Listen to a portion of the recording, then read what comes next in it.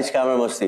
दोस्तों, आज का एपिसोड स्पेशल है क्योंकि हम आपको मिलाएंगे एक ऐसी एक्ट्रेस से जो लखनऊ से मुंबई आई, स्ट्रगल किए, ऑडिशंस दिए और टेलीविजन की जाना माना चेहरा बन गई। इन्हें आपने चिल्लर पार्टी और कई टेलीविजन शोज में देखा है। From struggle to success, please welcome actor and my co-founder Shraddha Singh. Hi. Hello. Please. Thank you so much Anshuman for having me here. आज तो मुझे सच में यहाँ पर बहुत मजा आने वाला है। मुझे भी। आज तो सब कुछ जानेंगे, तुम्हारा लखनऊ से मुंबई का सफर, struggles, auditions, first film, television की रियलिटी और इवन पर्सनल लाइफ। आज सब कुछ रिवील होने वाला है।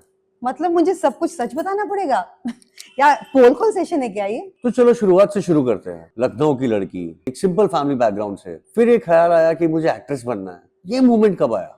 बचपन से ही मुझे एक्टिंग का बहुत शौक था। सिनेमा में जब एक्टर्स को मैं परफॉर्म करते हुए देखती थी तो मुझे बहुत अपीलिंग लगता था और मैं उनको कॉपी करने की कोशिश करती थी, उनके डायलॉग्स को। प्लस वो जो डांस परफॉर्म करते थे मैं उनके स्टेप्स भी कॉपी करने की कोशिश करती थी। और यकीन मानिए जब तक मैं उसको परफेक्ट नहीं कर लेती थी मैं चैन से नहीं बैठती थी। और स्कूल्स में भी अपने स्कूल में भी मैं जो हूँ पार्टिसिपेट करती थी हर कल्चरल एक्टिविटी में। मेरी कोशिश रहती थी कि मैं सब में परफॉर्म करूँ। प्लस हमारे घर का माहौल ऐसा नहीं था, आर्ट एंड कल्चर से रिलेटेड चीज़ें नहीं थी। मेरे डैडी चाहते थे कि मैं एक डॉक्टर बनूं। सो कभी मन में आया ही नहीं कि एक्टर बनना है या कुछ एक्टिंग की फील्ड से रिलेटेड मुझे करना है। पर जब मैं 12th में आई तो मेरी एक फ्रेंड थी, उसने मुझे काफ़ी पुश किया कि तुम्हें एक्ट इसमें ट्राई करना चाहिए। एक ब्यूटी कॉन्टेस्ट हो रहा था तो उसके लिए उसने मुझे बोला कि तुम्हें ट्राई करना चाहिए। तो फर्स्ट उसमें तो मुझे ये लगा कि नहीं, मैं कैसे ट्राई कर सकती हूँ, क्योंकि मैं बहुत ही सिंपल तरीके से रहती भी थी। तो मुझे लगा मेरे लिए पॉसिबल नहीं होगा। बट उसने, मेरे जितने बाकी दोस्त थे, सब ने मुझे पुश किया कि एक ट्राई तो करो। तो मुझे लगा कि हाँ चलो एक ट्राई देते हैं। तो it was naturals miss photogenic contest. तो मैंने पार्टिसिपेट किया उस कॉन्टेस्ट में और फॉर्चुनेटली मैं जीत भी गई। उस जीत ने मुझे एक अलग सा कॉन्फिडेंस दिया। मुझे मतलब ऐसा लगा कि हाँ, I am also someone and I can also try acting skills, क्यों नहीं कर सकती हूँ। जब यहाँ पे लोग मुझे अप्रिशिएट कर रहे हैं तो शायद मैं अगर मेहनत करूँ थोड़ा सा तो शायद मुझे अप्रिसिएशन मिले और मैं कर पाऊँ वो चीज़। तो तब मैंने डिसाइड किया। फिर मैंने अपनी मॉम को बोला, क्योंकि डैडी से परमिशन लेना तो बहुत ज़्यादा डिफिकल्ट था। मैंने अपनी मॉम से बोला कि आप थोड़ी सी डैडी से सिफारिश लगाइए। तो उन्होंने मेरे लिए ये काम किया उन्होंने डैडी से सिफारिश लगाई। बड़ी मुश्किल से मेरे डैड माने और here I am today because मेरी मॉम ने मुझे बहुत सपोर्ट किया। So all thanks to my mom. तो मुंबई का फर्स्ट एक्सपीरियंस कैसा था आपका? पता है अंशुमन, जब मैं फर्स्ट टाइम मुंबई आई तो मुंबई एकदम डिफरेंट था लखनऊ से। लखनऊ और मुंबई के कल्चर में काफी जमीन आसमान का अंतर था। मतलब ऐसा लगता था जैसे कि ये शहर कभी सोता ही नहीं है। फास्ट लाइफ, हर तरफ लोग अपने काम के लिए बिजी हैं और काम के लिए बस दौड़ रहे हैं। मतलब लेकिन हाँ, थोड़ा टाइम लगा मुझे इसको इसमें एडजस्ट करने में। बट लेकिन हाँ, अब जब सोचती हूँ वहाँ उस दौर के बारे में सोचती हूँ तो ऐसा लगता है कि बहुत अच्छा किया मैंने मुंबई आके। जो मैंने फिर बहुत सारी चीजें सीखी, क्योंकि ये शहर आपको सिखाता बहुत है। तो बहुत ही अमेजिंग एक्सपीरियंस रहा मेरा। तो स्टे कहाँ किया आपने और घर का सेटअप कैसा था, कुछ बताइए उसके बारे में। वो तो बहुत ही मतलब मजेदार है। बिकॉज हम स्मॉल टाउन्स में कैसे रहते हैं, घर होते हैं उस तरह से, यहाँ फ्लैट सिस्टम था। तो जब मैं आई पहली बार तो एक छोटा सा पीजी था जहाँ पर 3 लड़कियां रहती थी। मतलब हम टोटल मिला के 4 लोग हो गए थे। रेंट काफी हाई था और उसमें मतलब मुझे ऐसा लगा कि इस घर में मतलब कैसे 4 लोग रहेंगे, चारों का सामान मतलब कैसे मैनेज करेंगे। लेकिन जब धीरे धीरे देखा कि बहुत ही ऑर्गेनाइज होते हैं, जो छोटे घर भी हैं यहाँ पे, बहुत ही ऑर्गेनाइज तरीके से सब लोग रहते हैं। तो धीरे धीरे उसमें भी एडजस्ट हो गई, क्योंकि काम का पैशन बहुत था।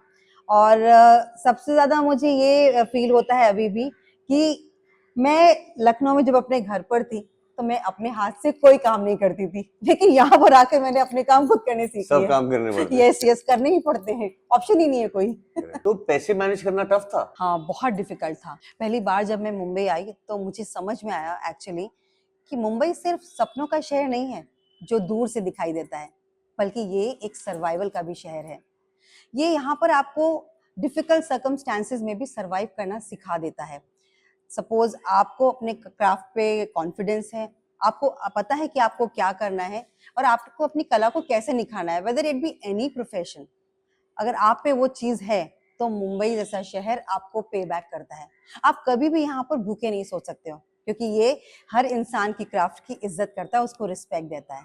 And I am really thankful कि आज मैं मुंबई में हूँ। ऑडिशन का फेज टफ होता है, इसको कैसे डील किया? बिल्कुल, बहुत डिफिकल्ट होता है। जब मैंने पहली बार ऑडिशन दिया तो मेरा ऑडिशन तो अच्छा गया, लेकिन इंडस्ट्री एक यस से तो चलती नहीं है। इंडस्ट्री एक मैराथन है, स्प्रिंट नहीं है। और जब मुझे पहली बार कॉल आई तब भी ये गारंटी नहीं थी कि मुझे काम मिलेगा। और यकीन मानिए कि उस समय जो सर्कमस्टांसेस होती थी इतनी डिफिकल्ट होती थी ऑडिशन देने के लिए, बिकॉज हम जहाँ पर रहते थे वहां से जो ऑडिशन के लोकेशंस होते थे वो बहुत दूर होते थे।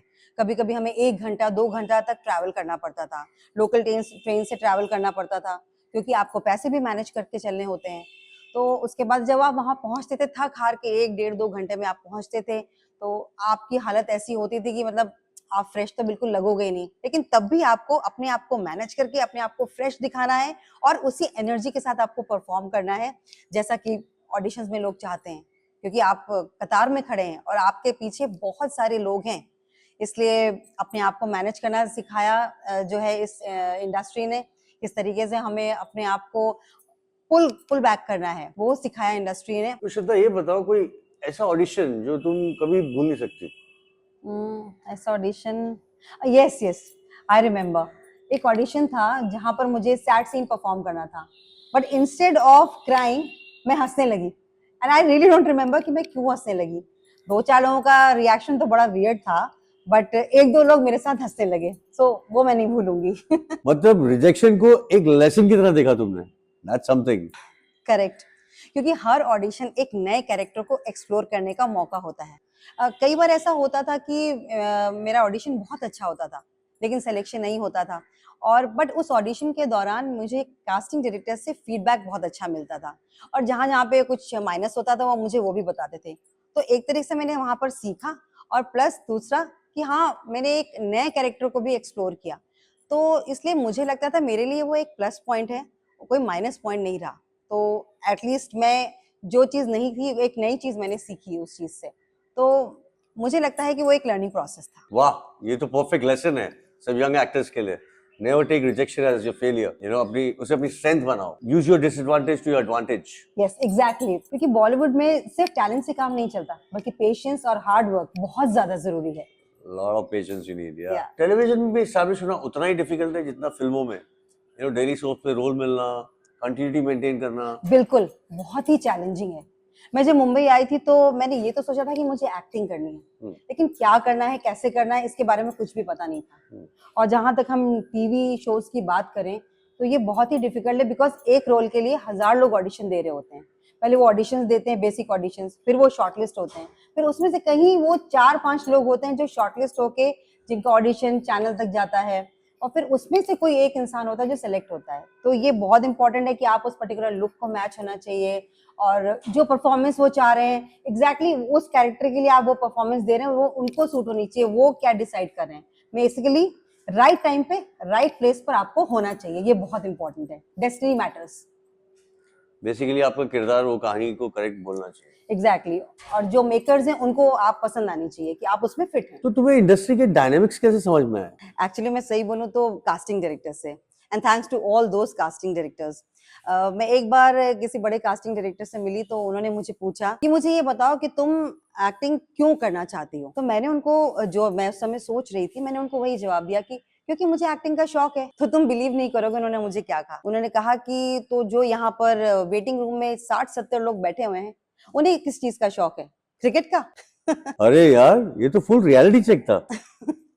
सच में तब मुझे एक्चुअली समझ में आया कि सिर्फ एक्टिंग का शौक रखना ही काफी नहीं है, मुझे इंडस्ट्री में अपनी जगह बनानी पड़ेगी।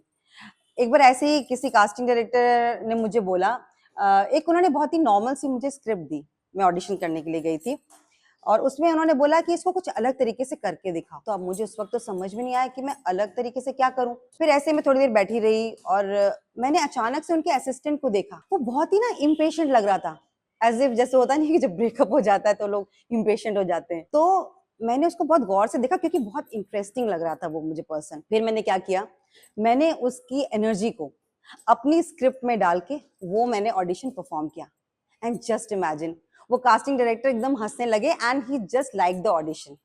तो ये किस्सा बताने का मेरा सिर्फ इतना सा मतलब है कि हमारे लिए एक्टर्स के लिए बहुत जरूरी है ऑब्जर्वेशन, ऑब्जर्व करना चीजों को, और इंस्टेंट अडेप्टेबिलिटी, उसको इंस्टेंट अपने किरदार में अडेप्ट करिए।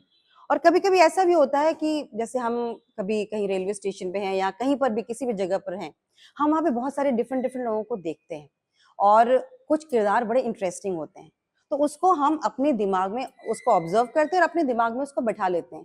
तो कभी ऐसा होता है कि हमने 6 महीने बाद, साल भर बाद हमने कोई कैरेक्टर परफॉर्म किया, तो वो वहां से जो हमने उसको ऑब्जर्व किया था उस कैरेक्टर को, वो हम अपने कैरेक्टर में उसको ढाल सकते हैं। सो इस तरीके से एक एक्टर के लिए बहुत जरूरी है ऑब्जर्वेशन एंड अडेप्टेबिलिटी। मुझे लगता है ऑडिशन देने के अलावा इंडस्ट्री में नेटवर्किंग भी बहुत ज्यादा इंपॉर्टेंट है। तुम्हें कैसे समझ में आया है?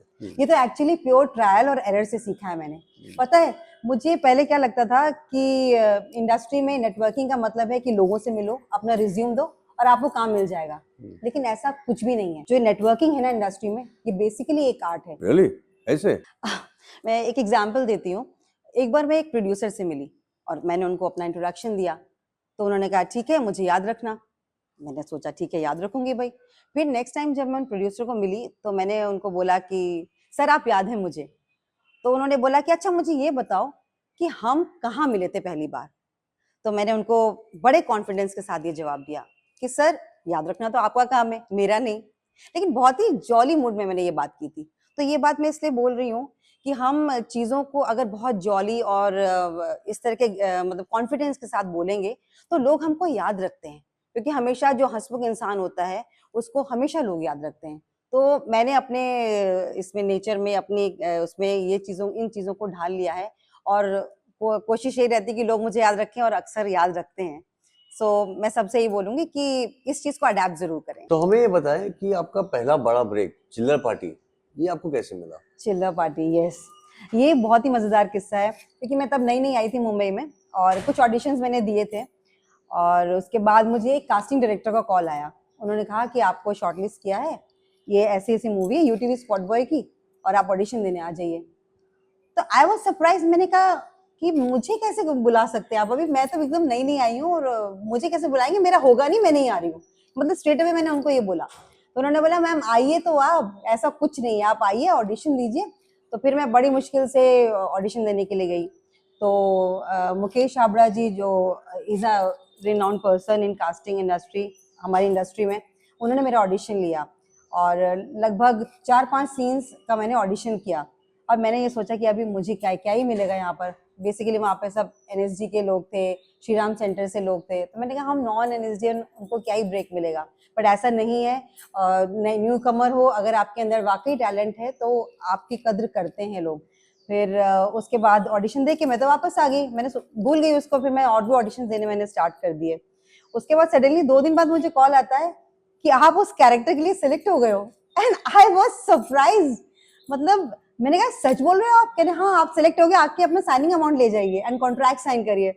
I was so happy and I thank God कि मतलब आने के बाद ही ज्यादा 2-3 महीने का ही स्ट्रगल किया मैंने और मुझे एक ब्रेक मिला, और वो भी इतना बड़ा break which I was not expecting. I was so happy and excited also. Wow, that means Bombay welcomed you. Yes, absolutely. तो श्रद्धा ये बताओ कि ये जो फिल्म है आपकी चिल्लर पार्टी, इसके रोल के लिए आपने कैसे प्रिपेयर किया? सिलेक्शन जब हमारा हो गया उसके बाद हमारी डेली वर्कशॉप्स होती थी, और जैसा कि आपको पता है कि इस फिल्म में बच्चे थे, तो ये बहुत जरूरी था मेरे लिए उनके साथ काम करने से पहले कि उनकी एनर्जी को मैं समझ सकूं, क्योंकि बच्चे बहुत स्पॉन्टेनियस होते हैं और कभी भी कुछ भी बोल देते हैं, कुछ भी कर देते हैं। तो वो वर्कशॉप्स ने मुझे बहुत हेल्प किया बच्चों को समझने के लिए। और साथ ही साथ ये फिल्म में एक डॉग पे थी जिसका नाम था बीड़ू। तो मैं एक पेट लवर हूँ, तो एक एक्चुअली ये बहुत ही अच्छा रहा मेरे लिए कि I had a chance to work with dog and kids, जिनको मैं बहुत पसंद करती हूँ। But it's very difficult to work with animals and kids. Yes. सबसे ज्यादा डिफिकल्ट यही होता है। और फर्स्ट प्रोजेक्ट में ही मेरे साथ ऐसा हुआ, तो but it was actually fun, बहुत मजा आया। वाह। सेट पे फर्स्ट डे कैसा था? मैं सच में बताऊं तो फर्स्ट डे नर्वस भी थी और एक्साइटेड भी थी। एक्साइटेड इसलिए थी क्योंकि मैं फर्स्ट टाइम ट्रैवल करी थी अपने फर्स्ट प्रोजेक्ट के लिए मुंबई से बाहर। एक्चुअली हमारा शूट पूना में होना था, तो वहाँ पे एक सोसाइटी थी, वहाँ पे इसका शूट था। तो बहुत एक्साइटमेंट था कि हम क्रू के साथ ट्रैवल करेंगे। और नर्वस इसलिए थी क्योंकि मेरा फर्स्ट प्रोजेक्ट था और बाकी जो एक्टर्स थे एनएसजी से थे, श्रीराम सेंटर से थे, तो सब कैसा बिहेव होगा सबका मेरे साथ, तो इंडस्ट्री नई थी क्योंकि मेरे लिए।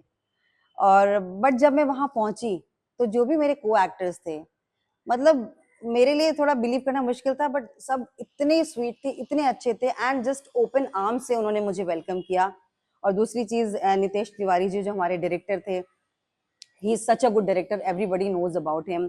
चाहे भूतनाथ फिल्म देखिए, छिछोरे, दंगल, इतनी बड़ी बड़ी फिल्म्स उन्होंने दी हैं। He is a very good director and he knows कि उन्हें अपने एक्टर से कैसे काम लेना है, चाहे वो नया डायरेक्टर, चाहे वो नया एक्टर है या कोई सीनियर एक्टर है, तो ही नोज वेल कि कैसे काम लेना है। तो बहुत बहुत कुछ उनसे सीखने को मिला मुझे मेरे फर्स्ट प्रोजेक्ट में and the production was very nice, very good. तो बहुत ही अमेजिंग फीलिंग्स थी मेरी फर्स्ट प्रोजेक्ट में। एंड यस, एक बात जरूर मेंशन करना चाहूंगी, चिल्ला पार्टी मेरी फर्स्ट फिल्म थी और इसको नेशनल अवार्ड मिला है 2012 में बेस्ट चिल्ड्रंस फिल्म के लिए। And I am really blessed to be a part of this film and I thanks, मतलब मैं दिल से थैंक्स कहना चाहूंगी प्रोडक्शन को and the entire team to making me a part of that film. तो Shweta, let's talk about my favourite topic, food. तो आप बताएं कि आपका चीट डे कैसा होता है, चीट मील में क्या क्या होता है? चीट डे, जैसे कि हम एक्टर हैं तो हमें पहले तो अपना फिटनेस का बहुत ध्यान रखना पड़ता है, लेकिन जब चीट डे का मौका मिलता है, क्योंकि मैं बहुत फूडी हूँ, मुझे खाना बहुत पसंद है, लखनऊ से आती हूँ तो लखनऊ में तो खानों के लिए मशहूर है, चाट के लिए मशहूर है, आलू टिक्की, दही बड़ा, वहाँ की मटर निहारी, चाट। निहारी। आई एम अ वेजिटेरियन, तो लेकिन हाँ, नॉनवेज वालों के लिए भी बहुत ऑप्शंस हैं वहाँ पे। तो मुझे खाने का शुरू से ही बहुत शौक है। तो और मेरी मॉम भी बहुत फूडी है, तो मैं क्या करती हूँ, अभी मॉम को मैं ज़्यादा नहीं खिला सकती हूँ मीठा, मुझे मीठे का बहुत शौक है, तो मैं चुपचाप कभी कभी ऑनलाइन ऑर्डर कर देती हूँ, कभी रसगुल्ले ऑर्डर कर देती हूँ, कभी जलेबियाँ ऑर्डर कर देती हूँ, फिरनी मुझे बहुत पसंद है, वो ऑर्डर कर देती हूँ, वो खाती हूँ। थोड़ा थोड़ा मम्मी को भी खिलाना पड़ता है, उनको भी खिलाती हूँ और मैं भी खाती हूँ।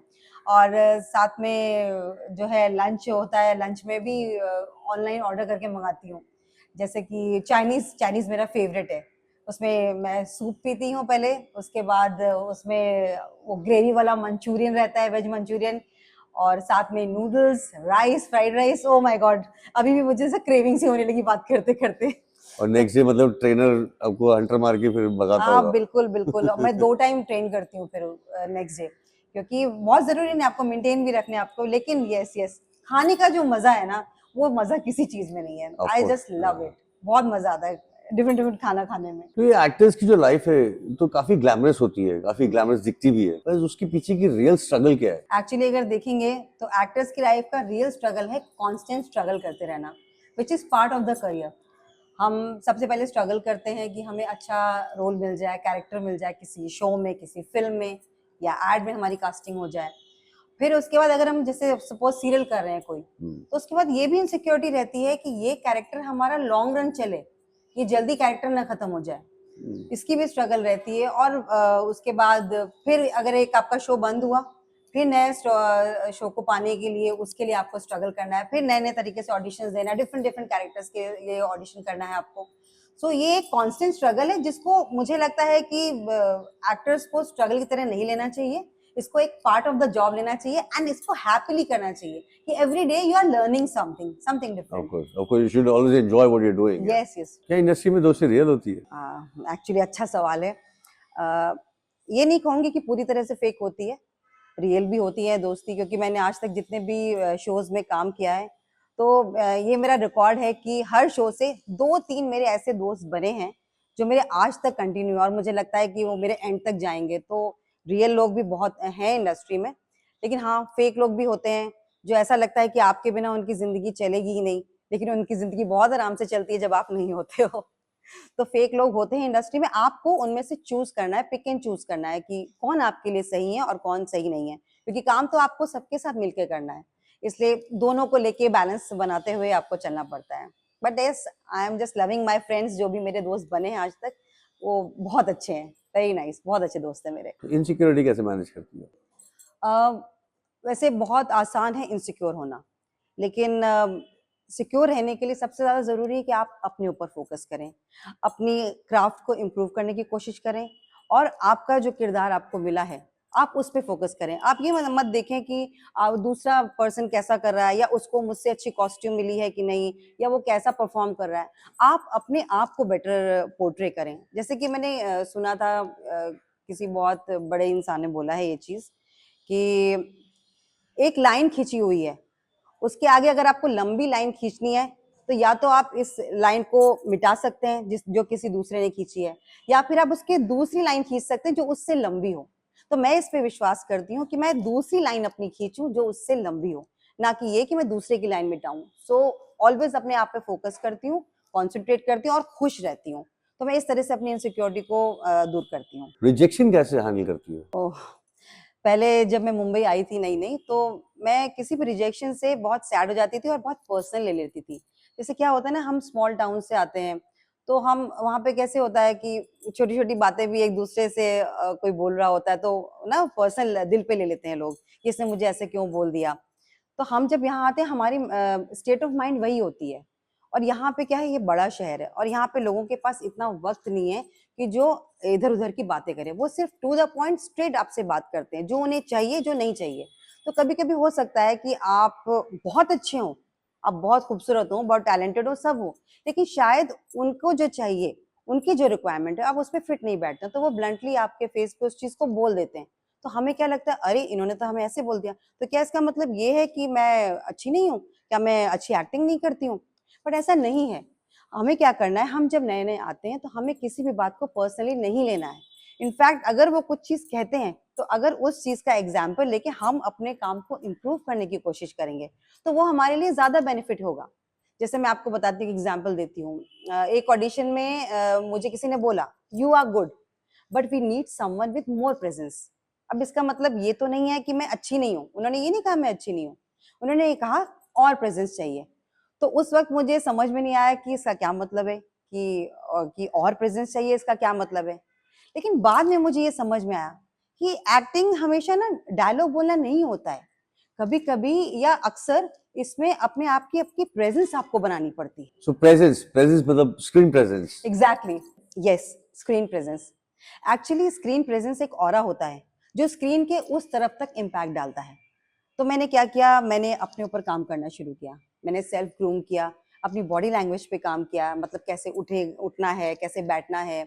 मैंने अपनी स्पीच पे काम किया, कॉन्फिडेंस लेवल पे काम किया कि आप कैसे कॉन्फिडेंट दिखो। और मैंने जो है उस चीज़ को अपनी पर्सनैलिटी में डाला। और एक बार मेरे पास ऑडिशन आया था एक कॉन्फिडेंट जर्नलिस्ट का। तो मैंने ये सब प्रैक्टिस करने के बाद उस ऑडिशन को दिया। एंड तुम यकीन नहीं मानोगे, फिर उस ऑडिशन में मेरा सिलेक्शन हो गया। देन मुझे रियलाइज़ हुआ कि हमारा सेल्फ जो हम ग्रूम करते हैं अपने आप को, वो कितना इम्पोर्टेंट होता है। और मैं ये भी बताती हूँ कैसे मैंने वो प्रैक्टिस की। जब कोई नहीं होता है, आप घर में अकेले होते हो, स्ट्रगल के टाइम पे तो आप ज़्यादातर आपको थोड़ा टाइम तो आपको अकेले बिताना पड़ता है। तो आप मिरर लीजिए, मिरर के सामने आप खड़े होइए और आपको उसमें आप स्माइल करके देखिए, आप कैसे लग रहे हैं, उसमें आप रो के देखिए आप कैसे लग रहे हैं और कुछ डायलॉग्स ले लीजिए। उन डायलॉग्स को उस मिरर को देखते हुए बोलिए, तो आपको समझ में आएगा कि आप कैसे दिख रहे हैं और आप खुद से अपने आप को इम्प्रूव कर सकते हैं। आपको पता चलेगा, एक छोटी-छोटी बारीकियाँ आपको समझ में आएँगी कि यहाँ पे मुझे इम्प्रूव करना चाहिए, यहाँ पे मेरी आईज़ ठीक नहीं है, यहाँ पे मैंने अच्छे से डायलॉग नहीं बोला है, तो वो आप उसको इम्प्रूव कर सकते हैं। तो ये एक बहुत ही अच्छी प्रैक्टिस है, जो मुझे लगता है कि ऑडियंस को हमारी हेल्प करेगी, डेफिनिटली। सब पूछना चाहेंगे, अभी तक शादी क्यों नहीं की? शादी एक्चुअली शायद शादी इसलिए नहीं की क्योंकि मुझे मेरा आइडल नहीं मिला, और हो सकता है कि मेरी एक्सपेक्टेशंस कुछ ज़्यादा हों, शायद इसलिए शादी नहीं हो पाई। होपफुली मिलेगा, मिलेगा। लाइफ में कैसा पार्टनर चाहती हो तुम? लाइफ पार्टनर कैसा चाहिए? समझदार हो, इंटेलिजेंट हो और कुछ ऐसी बातें, मतलब ऐसी बातें हों आपस में कि मुझे कुछ नॉलेज गेन हो सके उसके साथ, और उनको भी नॉलेज गेन हो, आई थिंक सो। एंड मेरे काम को समझ सकें। जो मेरे आवर्स होते हैं एक्टिंग एज एन एक्ट्रेस, 12-13 घंटे हमें काम करना पड़ता है, तो एटलीस्ट मेरे काम को समझ सके, ऐसा इंसान चाहिए। होपफुली मिलेगा। क्या तुम्हें लगता है शादी के बाद लड़कियों को काम करना चाहिए? हाँ, बिल्कुल काम करना चाहिए, क्यों नहीं काम करना चाहिए। और वैसे भी आज की लाइफ ऐसी है कि हस्बैंड वाइफ दोनों मिलके अपना एक घर बनाते हैं, और इसलिए दोनों को काम करना चाहिए। हाँ, दोनों को एक-दूसरे की हेल्प करनी चाहिए, बिकॉज वर्किंग आवर्स उतने ही वाइफ के लिए भी होते हैं, वर्किंग आवर्स उतने ही हस्बैंड के लिए भी होते हैं। तो इस चीज को समझना चाहिए। जब कभी वाइफ बाहर से आती है थकी हुई अपना काम करके, तो हस्बैंड भी कुछ रिस्पॉन्सिबिलिटीज उठा सकता है, और जब हस्बैंड आता है तो वाइफ भी उठा सकती है। तो अगर दोनों एक दूसरे को समझेंगे तो मुझे लगता है लाइफ बहुत अच्छी चलेगी। एंड डेफिनेटली औरतों को जरूर काम करना चाहिए, क्योंकि आजकल हर फील्ड में आप देखिए औरतों ने अपने आप को साबित किया है। तो मुझे लगता है कि विमेन शुड वर्क। तुम अपने अगर यंगर सेल्फ को एडवाइस दे सकती हो तो वो एडवाइस क्या होगी? मैं अपने यंगर सेल्फ को यही बोलना चाहती हूँ जो मैंने अपनी लाइफ में अडेप्ट किया है। Observe everything, absorb everything and then make it your own.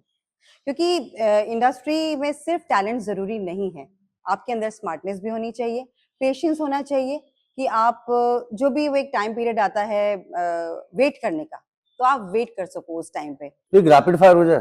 Rapid fire, या best costar? Pankaj Deep ji. Dream role? Sridevi Lamhe. एक वर्ड में film industry. It's a battlefield. Most funny moment on set? जब मेरे को स्टार ने बोला, जो मेरा बेटा प्ले कर रहा था, कि मेरी एज उससे भी कम है। एक्टिंग या डायरेक्शन फ्यूचर में? Acting, always acting. सेट पे कोस्टा से अट्रैक्ट हुई? हाँ, सॉर्ट ऑफ। लव मैरिज या अरेंज मैरिज? आई थिंक अब तो अरेंज मैरिज ही होगी। First thing you do when you wake up? I drink green tea. One word to describe yourself? Careless. A role you dream of playing? Nargis ji in Mother India. Your guilty pleasure? When I eat Chinese. Most challenging scene you've shot? अभी recently जो मैं show कर रही हूँ गहना, इसमें मैंने scene shoot किया था। मैंने गन से सबको फायर किया था, और गन वाज सो हैवी, बहुत पेन हो रहा था, and it was very challenging, और बहुत अच्छा सीन आया निकल के वो। Wow, that's nice. A Bollywood actor you'd love to work with?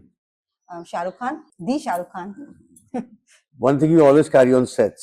My makeup. If not an actor, what would you be? A doctor. A movie or series you can watch on repeat? It's a Korean series, nevertheless. Your go-to stress buster? Stress buster, my pets, Surya and Tiara. Lights, camera या मस्ती? Pick one. मस्ती, always मस्ती। Hey, ये मजा आया. It was nice. मुझे भी, या इट वाज फन। Amazing. आज बहुत मजा आया. हाँ अंशुमन, सच में आज मुझे भी बहुत मजा आया। तो दोस्तों, अगर आपको ये एपिसोड पसंद आया तो लाइक, कमेंट और शेयर जरूर करें, और हाँ, सब्सक्राइब करना ना भूले लाइट्स कैमरा मस्ती को, और बेल आइकन जरूर दबाएं।